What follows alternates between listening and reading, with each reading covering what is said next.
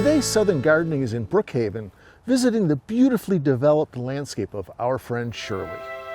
Over the years, she has transformed her home landscape into a beautiful and relaxing urban forest. The canopy of the forest includes a variety of colorful sasanqua camellias. These camellias have been trained as small trees with their flowers in the canopy in the fall and winter seasons. I also like this gorgeous early blooming white Japonica camellia. The crape myrtles are properly pruned and maintained. The exposed trunks reveal a gorgeous mixture of beautiful warm colors ranging from beige and creamy yellows to cinnamon reds and browns. The floor of the forest is a collection of beautiful plants with interesting textures.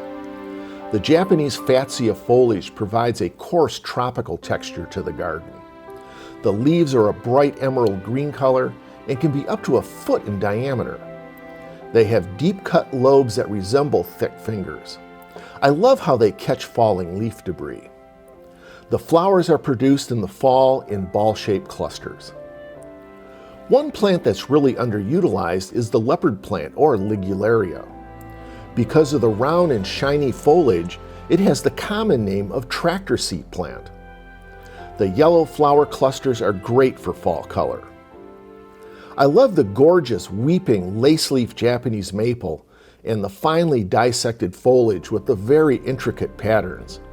After many years, this has become a beautiful specimen. Shirley has certainly established a calm and peaceful urban forest.